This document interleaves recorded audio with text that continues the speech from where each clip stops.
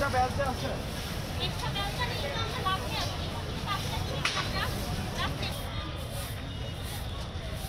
শুধু দুইজন না, সবাই সবাই সবাই তারা ওইখানে চলে লেখা এটা এখানে সিঙ্গেল মানুষ বলতে পারবেন না যে তার কোনো ভোগান্তিতে তারা যারা সমর্থিত তারাই ভিতরে পরিষ্কার পরিচ্ছন্নতার কাজ চলছে, সবাই সাহায্য করুন, নতুন একটা দেশ গড়ি।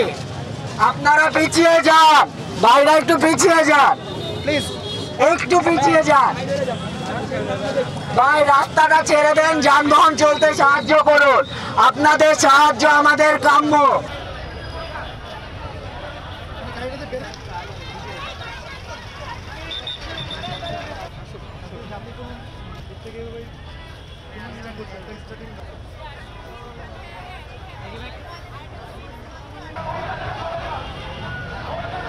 একটা বৈষম্য বিরোধী আন্দোলন দিয়ে শুরু হয়েছে, সেক্ষেত্রে দেখা যায় যে বৈষম্য যেন না হয় সেই ব্যাপারেও আমরা খেয়াল রাখবো। আর আমরা রাষ্ট্রটাকে এমন কোনো শাসকের হাতে দিতে চাই যে কিনা সৎ কিংবা আমাদের সকলকে সমানভাবে দেখবে এবং রাষ্ট্রটাকে আরও উন্নত করবে, কিংবা জনগণের যে প্রাণহানি হয়েছে সেটা সুষ্ঠু বিচার করবে। আমাদের দেশপ্রেমিক ছাত্র যাদের মাধ্যমে আজকের এই বিজয়, তারা আজকে পর্যন্ত দেখতে পাচ্ছি তারা যেভাবে এত সুন্দরভাবে সুশৃঙ্খলভাবে আমাদের প্রত্যেকটা গুরুত্বপূর্ণ স্থাপনা তারা যেভাবে ট্যাকেল করতেছে নিজ দায়িত্বে, আমি আমার বলার ভাষা নাই তাদেরকে কিভাবে স্যালুট করব।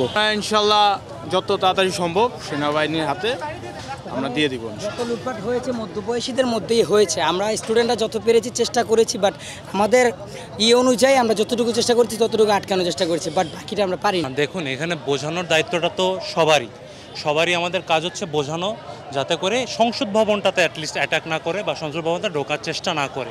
আমরা সকাল থেকে স্টুডেন্টরা বিভিন্নভাবে নিজেদের স্বইচ্ছায় যারা আসতে চেয়েছে আসছে, ক্লিন করছে, ক্লিন করা শেষ পর্যায়ে। এখন যারা বাকি উৎসুক জনতা আছে, যারা ঢুকতে চাচ্ছিল, যারা ঢুকে গিয়েছিল তাদেরকে বের করে দেওয়া হয়েছে, চেষ্টা করা হয়েছে, বলা হয়েছে যে বের হয়ে যান। আর এছাড়া যারা ঢুকতে চাচ্ছে তাদেরও বোঝানো হচ্ছে, ভালোভাবে বলা হচ্ছে যে ভাই সংসদ ভবনটা সেভ করা আমাদেরই ডিউটি। ক্লিনিংয়ের বিষয়টা হলো যে আমরা এখানে আসার পরেই সবার সাথে পরিচয় হয়েছে, আমরা নিজেরা একটা টিম তৈরি করছি, এরকম 20-25টা টিম হয়েছে।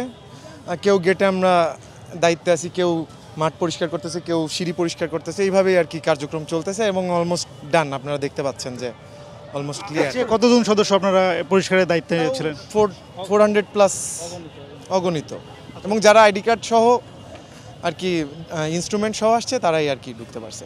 এটা সুরক্ষা দেওয়া অবশ্যই আমাদেরই দায়িত্ব।